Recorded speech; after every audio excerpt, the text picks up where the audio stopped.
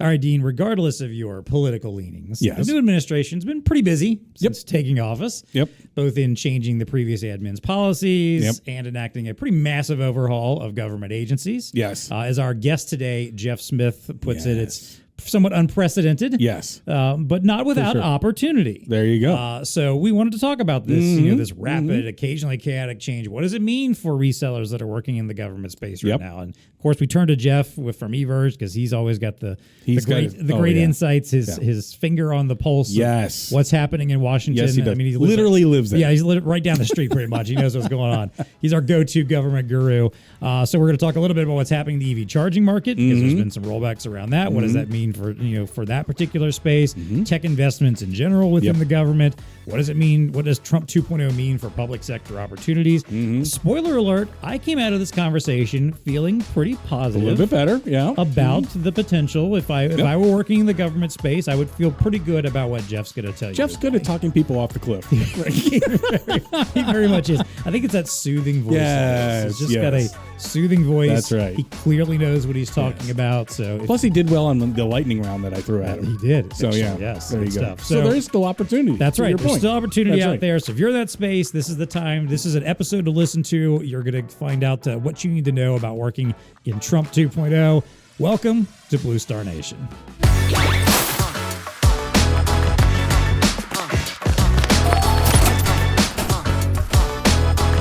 Is brought to you by ELO. The M51 rugged mobile computer delivers a 6-inch Full HD touch display, Android 14 OS, a powerful Qualcomm 6490 octa-core processor. I just saw the last Mission Impossible movie. Octa-core? This weekend. Doesn't that sound like the 6490 octa-core processor? Sounds like some kind of gadget they need to 100% use to save the world from nuclear Armageddon or something. Tom Cruise is just running. Yeah, get the octa-core. Exactly. It also has integrated NFC and an optional 2D barcode scanner for enhancing retail store operations and warehouse management to ticketing, boost efficiency with the M51 mobile computer. They don't say anything about saving the world. No, unfortunately, from deadly AI, but I'm going to assume Elo's going to ratchet that back. I don't know if they can make that claim. Fine. World saving. All right, fine. I mean, but it might save your opportunity with a retailer or a warehouse company. So check out some more of these features. There's a 13 megapixel rear camera, 8 meg front camera, chemically strengthened glass, IP68 rated, optional accessories including device and battery chargers, rubber boot, scan trigger handle, and more. And of course, you get ELO's enterprise grade support for security provisioning, OEM config, and more. To learn more and see additional specs, check out the link in the show notes or contact the BlueStar ELO team. All right, our returning guest on the podcast today, Jeff Smith. He's the CEO of EVerged. He's a government public sector guru. Yes, guru. Expert. That's right. / the guy you go and talk to about these things. If you've seen him on the pod before, yes, that's his specialty. He lives and breathes the government space, which I kind of feel sorry for. I would say, especially now, but I think really at any time, I'm sorry. I just think government's a slog no matter when you're involved or what's going on, I think. So, Jeff, welcome back to the show. What's been happening in your world? What's going on with EVerged right now? Yeah, no, thanks. Great for being back. And I either have the privilege of great news or terrible news, right? And probably nothing in between. So you're right. No, we're here in DC. We're obviously enjoying all this change of the new administration and coaching our clients and BlueStar partners through how to be successful and navigate the things that are out there that are now business realities for us, and embrace the change and embrace the opportunity that comes with this administration, and trying to find ways to win and trying to find ways to be successful. But you are right, gentlemen. It's either great news or terrible news. That's that's the role I play for you both and our partner. Well, we're glad we have you because we need somebody to help navigate these waters a little bit. Yes. Give us the feast or famine here. So, yes. Well, let's get into it. Let's talk about what's going on, because obviously we got this, meet the new boss, same as the old boss administration thing happening here. Yeah, we're back. point. We're back with Trump 2.0, and let's start on the EV charging side of things. That was what I know we were spending a lot of time talking about the last time you were on, because you were really ramping up EVerged and getting into this space. And obviously there's some changes been happening there. There was a lot of stuff under the Biden administration that was pushing forward with getting more EV charging, expanding access, tax incentives, all that stuff, and a lot of that's been rolled back now, obviously, in the new administration. So is that hurting the charging business? What's that doing to you and what you guys are trying to do? What are you hearing from folks out there? Are they a little bit nervous and reticent to move forward, given that it's kind of up in the air, but at the same time, EV vehicles are still out there, and we still got to charge them somehow. So what's going on there? Yeah, it's a great question. And, I just read something today that we have crossed the threshold of 25%, that 25% of the vehicles purchased are now EVs. Wow. So there's a thought process here that the ship has left the dock, if you will, and that the momentum in this market and in this vertical has enough inertia behind it that, in spite of some of the things that we're hearing or that are being heard and guided by the administration, will be mitigated. And we have to remember, when we're in these situations, that facts are our friends, right? And there's a couple of facts here that are still to be vetted in the political process. One is the current House bill is in the Senate, and the Senate is going to have to make some tough decisions about whether to adapt that bill or not. Obviously, one of the biggest parts of that bill that you can argue is infrastructure related is the EV charging incentives and tax credits, right? If those go away, you can argue that has a material impact on infrastructure in our country. And then the second thing is the executive orders, right? The executive orders, GAO even recently came out and said, as they relate to EV charging, that they're not constitutional or enforceable, and asked both Department of Transportation and EPA to move forward with their EV initiatives, the two main ones being NEVI and CAFE.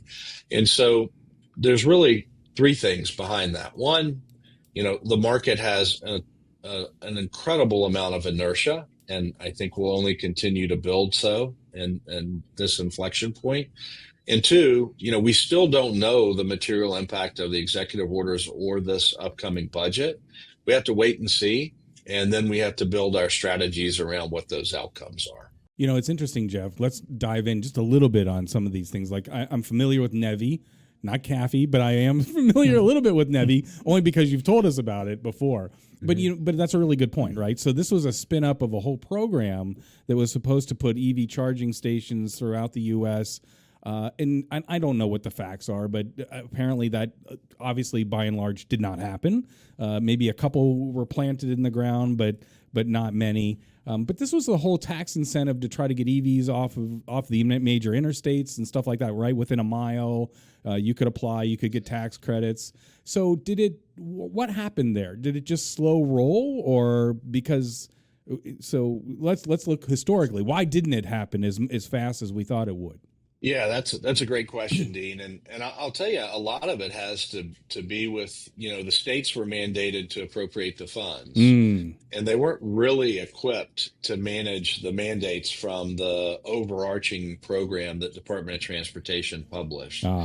And probably the biggest gap was that they made, in the first rounds of awards, a lot of what I would call site host centric awards. So quick service retail, right? Not to criticize quick service retail, but they're in the business of petroleum, right? That's right. And petroleum and pastries, right? And they're not in the business of EV charging. And so a lot of the awards went to people that were site host centric, but not really prepared to meet the national requirements. I gotcha. So let's say that's a $7 billion program. Around $1 billion got appropriated, maybe a little more. So there's a lot left in that program to be appropriated. And what we think will happen in the future rounds is that more solution integrator type of companies will win because of their ability to execute the funding requirements, and then hopefully do so in conjunction with really high quality site hosts. So, we've just had some growing pains with how the legislation was mandated to the states that I think will work itself out in future rounds. And that's fair. As an EV owner, I think that's, I talk to other EV owners, and I have a charger at my house, so I'm not really. I don't feel the pain of not having charging around. But you talk to other folks, and it's like it is still an issue. It is still a relative pain from just a convenience factor. I mean, when you compare it to a gas station that's on every flipping corner in America, it's highly convenient, right? And so I think that in order for the EVs to continue to grow, the infrastructure needs to be there. Now, to your point, Jeff, yes, because I looked it up. EVs are still enjoying a 32% CAGR over the next 5 years. So the demand's not going away. Maybe it's not as sharp as maybe some people thought, but whatever, it's still there, right? EVs are not going away. Still going to be there. To your point, 25% of sales. So the infrastructure, it definitely feels like the infrastructure needs to catch up. And we've known that, but you've got the demand on the car side going now. The infrastructure needs to catch up, and to your point, that spells opportunity. So you're saying for solution integrators, that spells opportunity, right?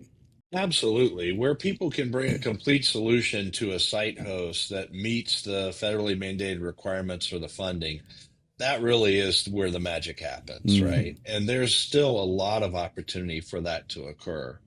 And remember, the executive order that was tied to NEVI and CAFE really didn't say anything other materially than, hey, put an OMB report out about how you're appropriating and procuring this program in a fiscally responsible manner. And so if the agencies do that, this strategic pause should reside.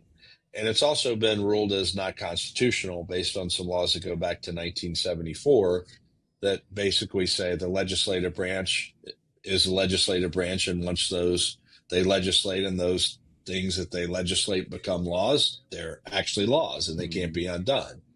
And so, I think what the agencies keep telling us and what we need to look for as BlueStar and for BlueStar partners is just stay the course, be patient, and at some point, the intent and the opportunity, I think, and even as soon as the next 90 days is going to present itself in the market in a very viable way. Yeah, I mean, I just don't see us at this point going back. Like, no, like we're not going to just be like, never mind, let's just scrap all the EVs and let's just start pumping the gas again. And like, it's going to keep moving forward. That percentage is going to keep getting bigger, and so that means obviously, this has to happen. Like, there has to be more accessibility to charging, and to your point, Dean, that's a huge opportunity because someone's got to capitalize on that. And whoever's the one that figures out how to do it is gonna beat a lot of other folks to the punch and get a lot of money out of that on that back end when there's when that need is out there and people don't want to have that anxiety about where they need to charge anymore. Yeah, so absolutely. Yeah. So yeah, I mean, we've said, the three of us have talked about this before many times, right? Part of how we've been successful selling to government entities is kind of where there's chaos, there's opportunity, right? So the more difficult it is to navigate these times, the more easy the upside can be over time if you stay the course, right? So stay the course. We're going to learn a lot between now and September 30 with this budget and what happens with the next budget. But, I look for, some real opportunities in this market in spite of the news, right? The news behind the news is very solid and the numbers are very compelling. So since you kind of mentioned chaos, let's talk a little bit about DOGE, because that has been a little bit on the chaotic side of, this, whether you embrace or the idea of, let's tear government down a little bit. Let's make it a little bit smaller, a little more local than it's been before. But obviously, a lot's happening there, and we were talking about this, briefly before we started recording. That a lot of folks are being impacted by DOGE. A lot of the these agencies that previously existed are suddenly finding themselves either non-existent or operating at a bare minimum. And I imagine that has to be affecting what's happening with VARs working in the public sector and figuring out, hey, I previously may have had an opportunity here, and there was a plan to move forward with some technology, and now the person I was working with is no longer there, and there's no longer a need for this. So what are you hearing? What are people experiencing? Is this also another case of just kind of hold steady and wait and see how this pans out, or is there a little bit of panicking going on? How are people feeling about the tech investment side of things? Yeah, another great question. I think DOGE is really unprecedented, right? The amount of change that it's driven at the agency level has been very disruptive, because most people that choose the course of working for government or the path of bureaucracy, right, do so because it's a safe environment to work in. And that safe environment has been very much disruptive by DOGE. I also think that DOGE has been very organized and moved very swiftly compared to other, government waste types of initiatives. And so it's driven a massive amount of cultural change, right, in agencies and with people that aren't used to experiencing that. And so that in itself has created its own kind of sphere of uncertainty. And what we see, again, to reiterate, one, they're very organized and they've been very prescriptive about who they're going after and why they're going after them. But we've seen that it's also created uncertainty with budgets, right? We have a client that's got a civilian contract that's critical IT, and the contract is week to week. Week to week, they have to rationalize the contract. Now, if the contract goes away, think about critical IT. There's no way you recompete, restaff, make up that work in any meaningful way for maybe a year. They've been on the contract. This is year 6. And so the uncertainty that it's created until we get funding, and funding is allocated with this new budget, has been unprecedented. And, what do we do about it, right? That's one of the things we talked about last week at our public sector summit here in DC with BlueStar, is be visible, right? You have to over communicate with your customer about what they're facing, what the realities of DOGE are, and what the impacts are on them, in some cases, even personally, right? Not even to mention about the budget and programs specifically. But yes, this is unprecedented change. This is something we've not seen before from a speed to disrupt standpoint. And at the same time, it's never been more important to be communicative with our partners and our customers on the programs that they support. Yeah, that's really good advice, Jeff. I think about it in the public sector. In the private sector, and it's the same kind of advice. When companies go through right sizing, whatever, streamlining, downsizing, all those kinds of things, the same advice applies. I mean, if you're a solution integrator that's working with a Fortune 500 company that is going through a massive restructuring, same thing, right? You want to be in contact with the people that you know. You want to make sure that you're validating the worth of whatever service or solution you're providing, and keeping your ear to the ground for all those things. But to me, government's always been really intriguing, and I guess I don't know. What's intriguing about it is the budget is set, and if you don't spend it, you're going to lose it, right? It's like the spend it or lose it mentality that I think people that come out of corporations have a really hard time wrestling with, but that's a reality, right? So now you have all these people that they're in the government function and they don't know what their budgets are. They just, I think your perception of that is, from what I can tell, a truism. Well, I have this $100,000 budget, but I don't know if I have this $100,000 budget, but I'm accustomed to spending the $100,000 budget because if I didn't spend it, I wouldn't get it next year, et cetera, et cetera. So it is, I think, fascinating from that regards, I guess, right? Yeah, that's got to wreak havoc, I would assume, with the VARs themselves too, trying to figure out like, hey, I'm used to being able to step in there and be like, hey, what's left over? Where can I help you out? What can we allocate here? So I guess, again, to your point, Jeff, the idea of sticking with them, having good conversations, making yourself available in there, and somewhat maybe sympathetic and empathetic depending on the situation needs to be. So are VARs able to do that? Do you feel like most of them are feeling good about that, or are they worried because, again, obviously this probably means that some of their projects are just going up in smoke that they were counting on and expecting? I imagine that kind of makes it a little bit hard to still feel, like, all right, well, I got to be there for them. Who's there for me? Is that kind of where you and your folks and us hopefully are stepping in and be like, hey, we're going to help you out as much as we can too? We've had so many conversations with BlueStar partners kind of about this topic of DOGE and the administration change and the massive amounts of disruption and, combined with very, organized, efforts to make change. And what I've told every BlueStar partner and client of ours is stay the course, right? There's so much we won't know until September 30th of this year. We've had clients that have 300 people in their organization and they say, hey, we have a plan to cut 80. And I'm like, cut 0, right? And If you lose a major program or something, that's completely different.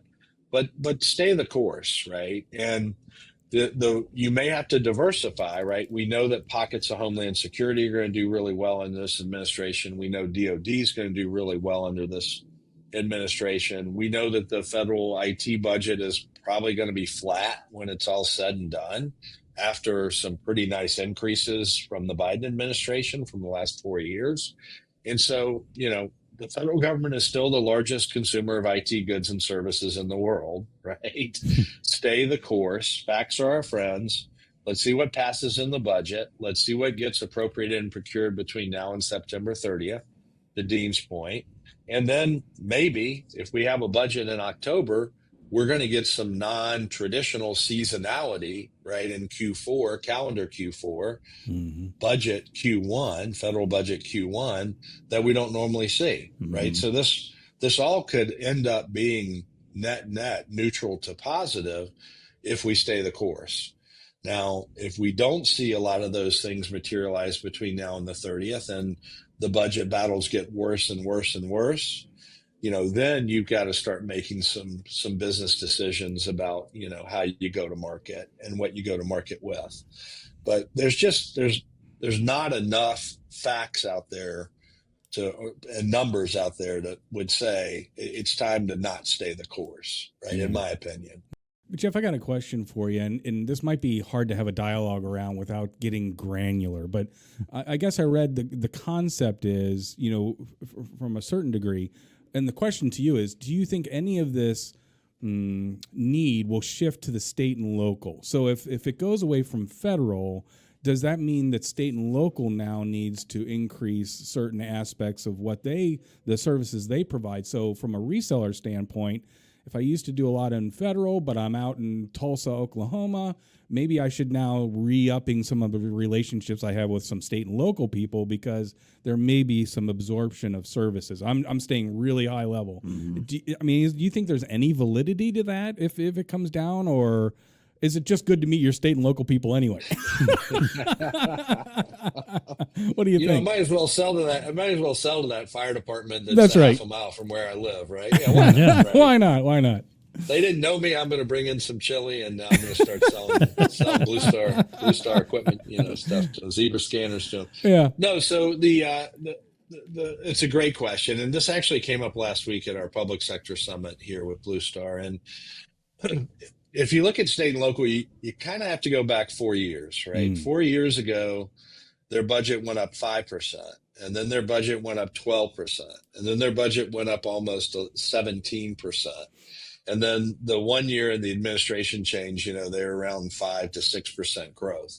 So state and local IT budgets had unprecedented growth under the prior administration, right? Because there was a huge investment in state and local, opportunities. The federal IT budget there's a huge argument on this, but you said you wanted to get granular, Dean. It's between 20 and 25% of the federal IT budget trickles down the state and local entities. So that budget matters. However, the states have been very, very favored by a lot of IT budget growth in the last 4 years. And the numbers don't reset, as you say. They're always based on what you spent last year, for the most part. And so, yes, I think state and local is a very attractive vertical. I also think that if you take California, for an instance, it's the fifth largest global economy in the world, right? It's by far the United States' #1 economy, right? If the federal government abandons a lot of the economic stimulus and technology spend for the state, what is the state of California going to do? Well, they're going to make it up, right? And we're already seeing more grants that are state-based. We're seeing more spending programs that are state-based, and we're seeing more incentive programs that are state-based than we had seen in the last 4 years. And the reason is the states aren't going to let themselves fail. If the federal money dries up or diminishes in a significant amount, they're not going to want their local economies to fail. And so they're going to start investing in ways that they didn't under the prior administration. So I think state and local is a great place to focus if you feel like your federal practice and business is at risk for any reason. once kind of the market has sorted itself out. It's nice to know there's like a little bit of a backup plan of sorts, like, hey, I can kind of shift things over. I also, Jeff, I have to think that if you work in this space, you're used to change and a lot of uncertainty. And if nothing else, like if you're selling in the federal space, well, at best you get 8 years with a particular administration anyway. And right now, we all know no matter what's happening right now, in another 4 years, there's going to be a different administration. There's things are going to change. So I guess if you're used to that kind of change and accept that as part of your business model, then you should be able to understand and weather some of these changes. Again, to your point, this one's a little bit unprecedented and a little more dramatic than usual, but still, change is part of the game when you're working in the government business, right? You're right, and where there's change and adversity, there's opportunity for us if we stay disciplined and stay the course and stay communicative and believe in our value proposition, believe in our unique business value, leverage our partners like the BlueStar toolkit gives our partner community, right? All those things are in play now more than ever, but you've got to make sure that you're focused on those things and not focused on what the market, what the news is in the market, right? We don't want victim mentality, we want winning mentality, right? In these types of markets. I think what's unprecedented, and John, you and I have talked about this even, is this is so different than Trump 1.0, right? Trump 1.0 was immediately America first. It was immediately cut taxes. It was immediately increase spending.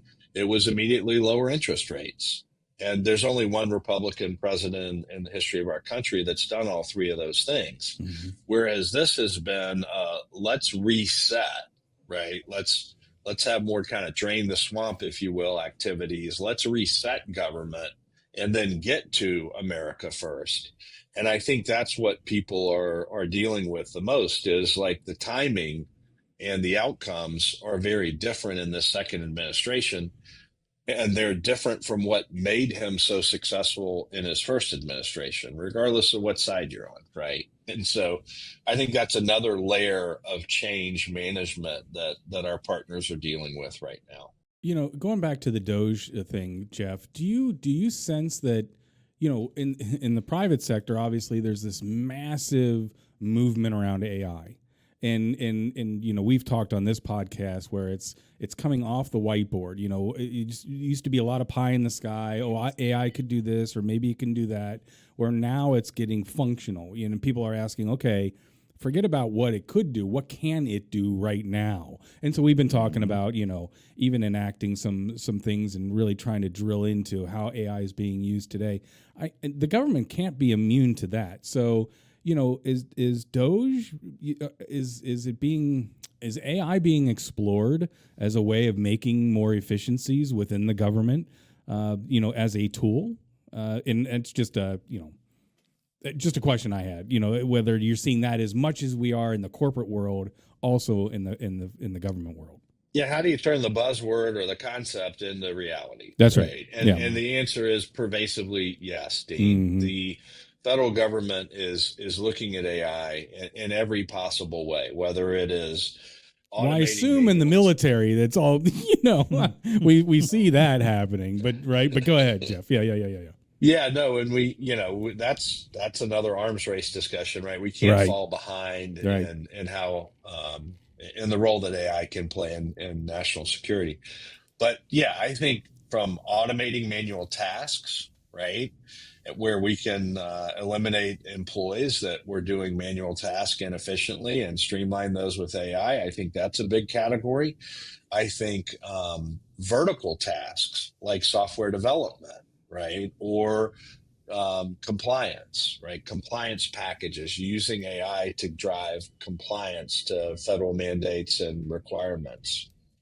I think those are probably the two biggest levers we're going to get out of AI if it's done correctly, besides obviously national security. And this is a quote unquote, from a technology standpoint, right, this is an arms race, right? We need to figure out how to leverage AI. We need to leverage it positively. We need to leverage it ethically.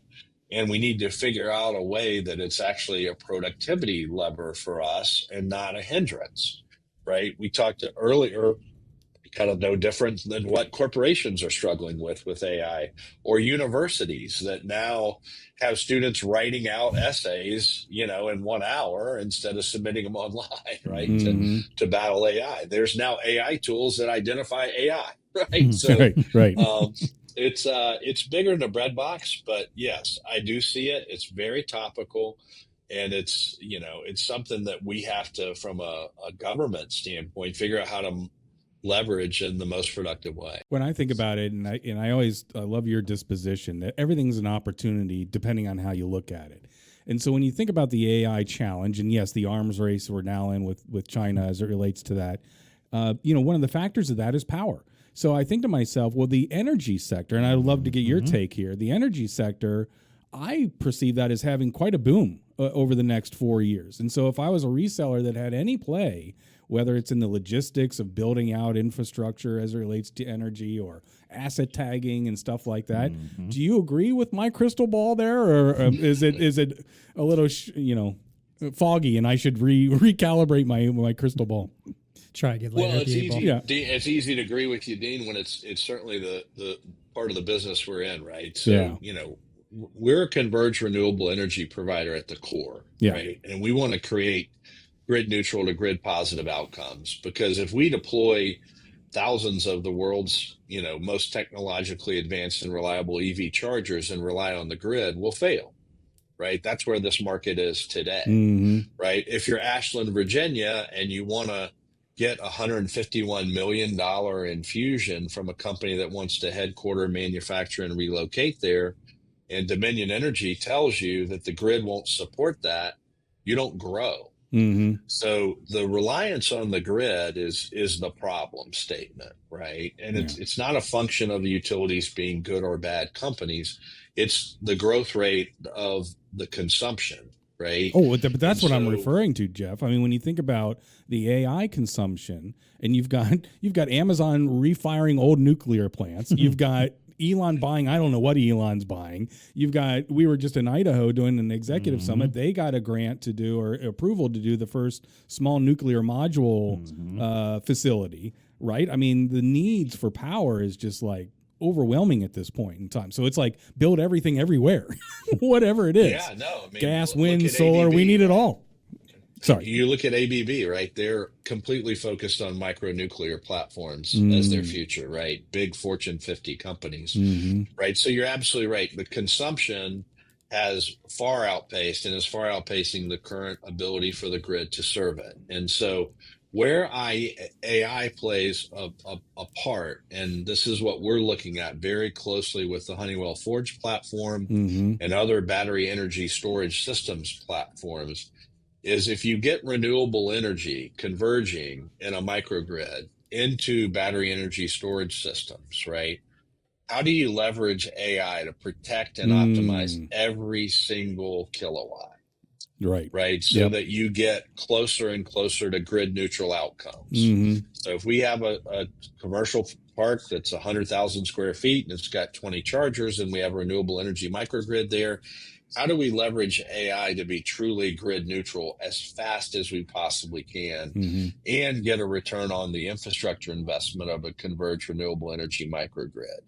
So that's where AI is going to play a huge, huge part in advancing that technology, is how the energy source is optimized against the storage source. And the more optimal that outcome is of that, the less grid reliant we become over time. And that's the lever. Right. Yeah, I just think it's fascinating for sure. Yeah, I do too. I have a lightning round with him towards the end. Okay, you go right ahead. All right, I'm intrigued. Well, I think Jeff said up front that he's the guy that either brings the good news or the bad news. I feel like this was a lot of good news, all things considered. Yes. For an environment that feels a little, disjointed and what's going to happen next. I think there was a lot of good, positive energy that we got out of this conversation. Well, before we wrap up and have Jeff give us his final thoughts on dealing with the new administration, let's quickly talk about what's happening around BlueStar Nation. So Yes. the RSPA, their annual Vendor Awards of Excellence, are open for voting. This is a unique opportunity for RSPA member resellers to spotlight the channel partners that are providing the most meaningful value and solutions to help them grow their business. Voting ends on June 6th, so cast your ballot today. You can find a link for that in our show notes, and the winners will be announced at Retail Now in July. All right, as always, of course, while you're doing that, take a moment to, like and subscribe to our show. If you're watching us on YouTube, leave us a comment. Tell us what you think about what Jeff had to share today. If you got your own thoughts or concerns and you want us to bring him back on and talk about those, let us know. Again, you can always leave those comments there. You can always subscribe to the channel, leave us reviews.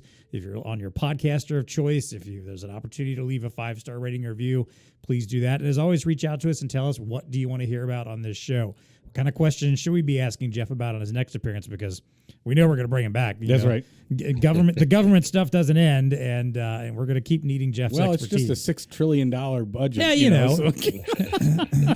as he said, the single biggest IT investment in the world. That's right. Government. That's right. I think that's a pretty big deal. We should probably talk about at least once a year on here. But you got to tell us what you want to hear about. As always, you can find us on the BlueStar LinkedIn page or email us directly at any time, nation@bluestarinc.com. All right, let's wrap things up here. The little VAR value, and you kind of hinted at this a little bit already, Jeff. The idea of what's different between Trump 1.0 and 2.0, and that there's a pretty dramatic difference. Did you learn anything though from dealing with that first administration and the way that the government IT space played out that's helping you navigate this one, or does it feel like just a whole new ballgame at this point? Yeah, great question. I think that probably the commonality between 1.0 and 2.0 is at the agency level. The same agencies that are struggling for mind share and budget in the civilian space are struggling for mind share and budget in Trump 2.0 like they were in 1.0, right? Homeland Security most pockets of law enforcement, obviously, and all of DOD did really, really well under the Trump administration 1.0. And those kind of same agency kind of winners and losers from a mind share standpoint and a budget standpoint, they're the same. That is the big commonality between the first and the second one. And what that would also tell you and our partners, right? We've done this once. Mm-hmm. We've lived through EPA being starving, or Department of Energy at risk of not even being an agency anymore, or pockets of NIH being unfunded or defunded, right? So we've gone through that before. Pull out your playbook, look at what made you successful in Trump 1.0, and play by those same rules again. And as the America First things start to get enacted and impact our economy in a positive way, then we should get more in the situation we were in 1.0. Yep. So here's my lightning round. Yeah, let's Jeff. hear it. All right. From a pure opportunity standpoint, where do you see opportunities still lie with our resellers? So will it be in energy? Yes or no? You can just give a yes or no to these. Yes. That really is a lightning round. Yes. Yes. I believe that energy absolutely is a great vertical. If military, is that going to be a good one? Absolutely. Healthcare. Yes. Education? No. Law enforcement? Except pockets of higher education. Pockets of higher education. Not the overall vertical, but pockets of higher ed. Yeah. Law enforcement generally? Absolutely. Yeah. Probably top of the list. Yep. There you go. That's all I could rattle off real quick. There you go. I know there's other sectors in the government, but I know you would be the man. And I was interested about education, that one. I feel like if you're a heavy player there, maybe look for some other areas to go. Might be a little sketchy for a little bit. Or now. Go state and local quickly. No doubt. I think I think the states are, if there's a gap in education spending, which we know there's going to be. That's right. Yeah. The states are going to invest in higher ed first. Yep. Right. And so when you're talking about market correction, I think from an education standpoint, higher ed is the best part of that vertical to focus on. Yeah. That's really good. Yeah. Good stuff. Good stuff. Definitely get involved in that state and local. I think that's a good advice at this point. Yep. All right. Well, let's wrap up as always with what's on our radar. We're going Yes. to talk about the tech, the innovation, science, discovery, or just a random story we feel like talking about that has our attention. Jeff, what's on your radar right now? I would say it's surprisingly not AI, right? It's Hey. not. It's not the hype behind AI. All right. It's around autonomy, right? And I think that autonomy leads to productivity. I think AI can enable autonomy, but I think autonomous things, devices that enable productivity, we're looking very hard at the industry's first and most unique autonomous mobile charging set of products and bringing those to market. And in doing that, we've seen some adjacent things like a fully autonomous wheelchair, right? That allows a disabled person not to have to pack a wheelchair in their vehicle, but to access one when they're around one of our chargers, right? We've seen all these adjacent autonomous devices and solutions that can change people's lives, right? Can change the productivity threshold of categories of people in the United States that have never had that type of impact. So for me, it's not just AI, it's how AI can enable autonomy and how autonomous solutions can enable productivity in our culture. And from a technology standpoint, getting those things right is going to lead to a new economy for us, in my opinion. Right. In a very meaningful way. So that's definitely on my radar daily. That's awesome. I like it. Because I agree. Yeah. I agree with your disposition. Yeah. Absolutely. It will be fascinating to watch that happen as Definitely. well. All right. Dean, what's on your radar? Hey, have you ever heard of Manu jumping? No. MANU jumping. Nope. Okay. Jeff, no? All right, so now we're past Memorial Day, right? All the pools are open, Right, And kids right. are trying to make a big splash. Well, Manu jumping is like, think of this as like a cannonball on steroids. And there's actually a competition. This is out of New Zealand. But what this article focused on is what is the most, I guess they kind of went down a scientific path. What is the best way to make a huge splash? Okay. And they were inspired to do this by this Manu jumping competition. Now, Manu is actually a person, but now it's turned into a form of jumping. So let me try to describe it to you. And by the way, the world record for making a splash, Manu jumping, is like 32 feet. So the splash So that this 32 can make, feet high. Wow. jumping off of I believe it was a 3-meter board, so 9 feet, into the water and making that kind of a splash. So, and imagine yourself. I don't know. Have you ever done a cannonball, Jeff? Or Of course. Yeah. Have you ever done? I can't swim, so no. Oh, you've never done a cannonball? Oh, I apologize. Okay, so what this Wouldn't be a good idea for me. So imagine what you do is you make a V out of yourself, right? So your buttocks are going in the water first, but you've folded yourself into a V. So you covered your hands over your face, and your legs are up, and then you hit the water in a V form. But here's where the magic is. If you ever want to give this a try, once you hit the water, you kind of extend out your back. You push on your back. And that turns you, now you remain vertical. But what that does is that creates this envelope vacuum in there.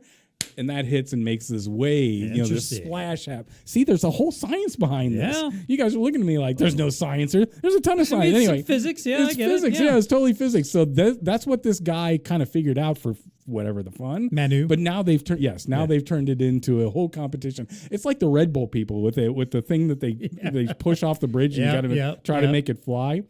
So anyway, they've tested everything else. They've tested out the traditional cannonball. They have something that's called the gorilla, which is basically where you kind of just go in as a ball. There's the what they call the staple, where you try to make yourself look like a staple, and you jump in. None of those are as effective as the Manu. So now you know. All right. Well, for those of us that are going out to a pool and swimming, try the Manu technique. I want to see this make it to the Olympics, because you watch the diving competitions of the Olympics and they get docked. It's the exact opposite. Yeah, they get docked if there's too much splash. Like the less splash, the better your score. I want to see it where the bigger the splash. Yes, score. that's right. Because let's be honest, that's more fun. That's way more fun. Like, Yeah. oh, look at that one, or that hurt. All right. Like whenever you watch whatever the belly flop competitions, yeah. it's like, oh man, that hurt. All right. So what's on your? Hopefully the Olympic selection committee is listening, as they're wont to do to our podcast. Yes. What's on your radar, John? All right. So has anybody ever been ghosted? Like, I feel like this is kind of a modern term, but it's not something that's new in reality. Like where either someone just completely stops talking to you, could be doesn't return a phone call, could be a relationship you're in, could be a friend, or or it could be a business relationship, or even I'm trying to think of a recruiter. It's the other one that could be out there. Like, say you're trying to find a job or something, and like someone's like, "Yeah, let's put you through the interview process. We can do 60 interviews and then never speak to you again." All right. Well, so we haven't resolved that. We haven't figured out how to get out of that, but as a way for people to potentially cope with that, we now have, of course, back to AI chatbots. This is a company called Closure, where basically you can go to the bot, type in some details about you, type in the details about the other person or situation, whatever it is, and it will create a chatbot of that person, that entity that ghosted you, and speak to you, and hopefully, and maybe give you a little bit of closure by talking it through, letting you vent, letting you curse at them, I suppose, if you want to. I see. Talk it out, hash it out in some way. Now, I get the idea, because I know people can be ghosted and it can be very traumatic, especially when it comes to like relationship stuff. Yes, I see this is applicable. Exactly. But in reading this, there's an interesting article on 404 Media that came up about this. As always, we always have this stuff linked in the show notes. The digging into it a little bit, and this person trying it out, started becoming a little more complicated. So one, the bot works very hard to just try to placate you. So it doesn't feel very genuine after a while. When it's just I know I was an awful boyfriend and I just completely stopped speaking to you. I'm so sorry. How are you? I just wasn't equipped enough or good enough to. Not something that would actually happen, because if someone does this to you, there's a good reason. Probably they had their own reasons. They had their reasons for sure. Right. And if you did have a conversation with them, I can't imagine it's going to be quite as placating you and stroking your ego as the bot would seem to indicate. But it gets a little more complicated too, because the resources and stuff to try to get over it are not the kind of thing that like a psychologist might recommend. Right. And it also got a little bit sketchy into stuff where this person was trying it out with, all right, well, what if I'd been in an abusive relationship? And the responses to that were a little not less so good. What they should have been. There was talk about like, what if I'm someone who has feelings of self-harm? This is apparently something that's coming up with a lot of these AI therapy type things that are trying to roll out there, which are supposed to pick up on keywords and recommend like resources and hotlines to call, And apparently this particular bot was not picking up on that very well. It was basically like, well, I'm sorry to hear that, but you'll be okay, Not the kind of stuff that someone actually does need to hear. Yeah, go ahead and try that or something like oh my God, if they actually are in a problematic and dangerous situation. I don't recommend, from after reading this article, I don't recommend psychology. I'm not there yet. No, don't go to the AI to get over your ghosted. Again, unless it's my caveat that would be, if your desire is just to vent and just to talk to this person as if you were talking to them, and maybe get some stuff off your chest that you can't do, and maybe if you can convince yourself it feels like you're talking to that person, by all means, if that's going to help you out, go for it. But if you're other than that, if there's a little bit more under the surface than that, maybe go see some actual help, get some actual therapy and real legitimate help for that. I thought you were going to go down a path because you can do this with Gen AI. Like you feed it a picture of the person or something like that, and you can have like this real time video conversation. That's the next step. I'm already at this point where like if I'm scrolling through like on TikTok or something, or sometimes on random social it's spoiled now. You'll see the thing pop up and be like, "Would you like an AI girlfriend?" I'm like, "No." I don't need someone that's going to pretend I'm awesome all the time. I'm not going to believe that at any point. Come on. I don't know about this world we're getting into. I'm with you there, brother. Exactly. Jeff, are you going to try out any AI chatbots to get through your problems anytime soon? Yeah, I'm going full Doge. I'm gonna go like, hey, help me diagnose my Doge ghosting of all these employees I used to work with and I don't work with anymore. There you go. Doge. There you go. What happened with that person? All right, that is what's on our radar this week. Jeff Smith, thanks so much for being back on the show. Good to see you again, talking Jeff. to you. Hopefully, get to see you again and chat with you again soon. Hey, until next time, Blue Star Nation, go out there, find out why you got ghosted for that sales deal that you missed out on in the government space. It's probably because they got doged, That's probably why they aren't calling you back. Practice your Manu jumping. Yes. And we'll see you out there in the nation.